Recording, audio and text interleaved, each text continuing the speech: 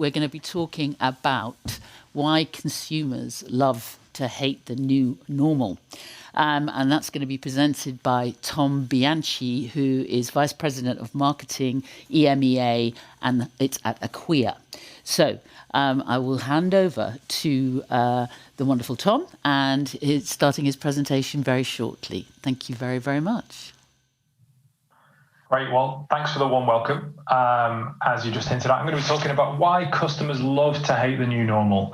So here at Acquia, we support companies with their digital experience, and I'll talk a little bit about that later on. But this year's been crazy. We've seen all sorts of change. And so we decided to conduct a piece of primary market research going out to 8,000 consumers and 800 marketers globally, just to get their impression of what's going on in the world today. If you're interested, you can go grab a full copy of the research findings, acquia.com/CX. So let's get straight into it.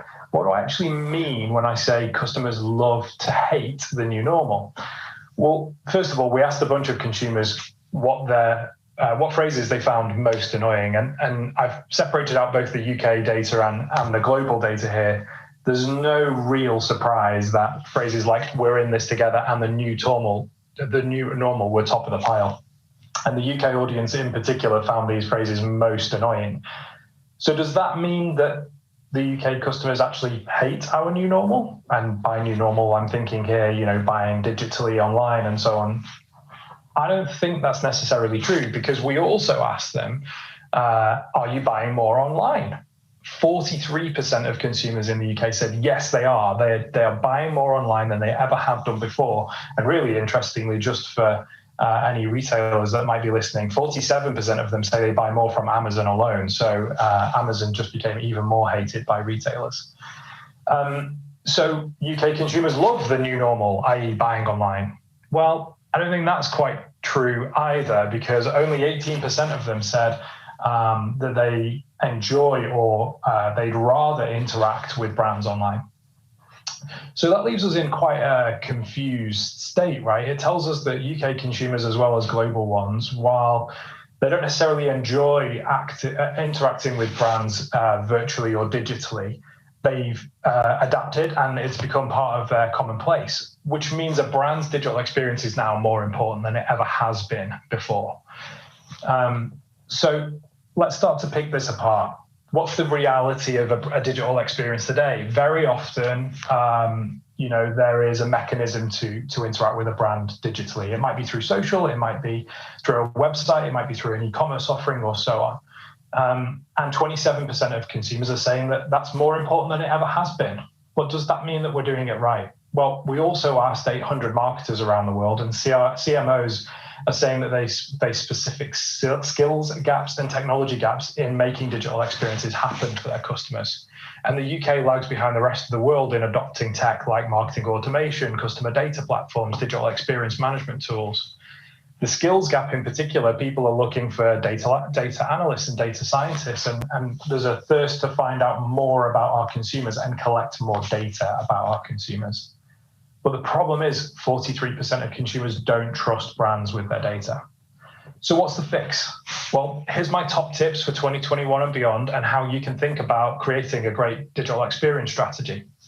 Help your consumers love the new normal. First of all, does your digital experience actually work? Can a consumer buy something online, interact with you through social, get the support they need, pay for a product, get it shipped to them, and get it returned? Does your presence with a customer feel personalized and bespoke? Can you serve offers to them at the right time?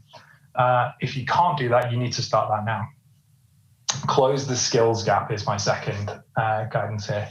Use technology to do that. Don't think that you just have to find a better way to recruit more people, because that's going to limit your scalability. So do you have a customer data platform? Do you know what one is? And as a clue, it's not just your CRM system. It should have some machine learning capabilities in there for sure. By investing in this technology or other kinds of technology, you can help close that skills gap in key roles, and it's going to only help you grow. Finally, pivot to digital. If you haven't already figured it out, do it now. Consumers have spoken, and your digital experience is definitely more important than it ever has been before. And it's also more important than your offline experience in certain industries. The two have got to work together seamlessly. And if you crack that nut, your brand won't just survive, it'll definitely thrive.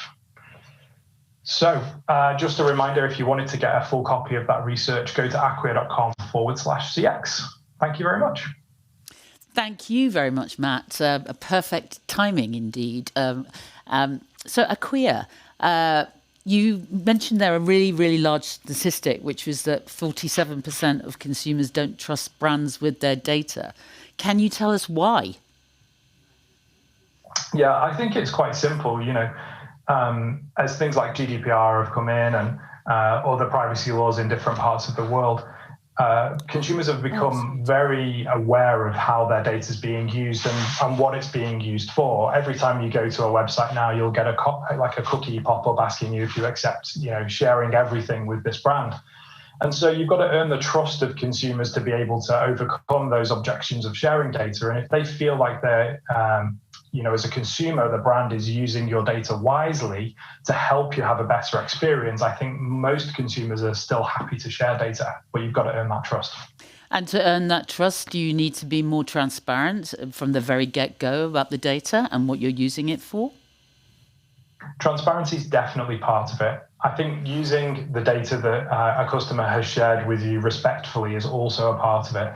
If you give your email address, a very simple piece of data that you might share to a brand, and you get an email every day from that brand, you feel like they're abusing it.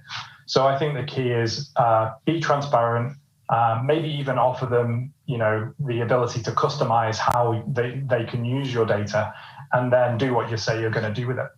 Well, thank you very, very much, Tom. That was a fascinating and full of data moment. And good luck with the downloads from the report. Okay, thank you very, very much. Thanks for having me.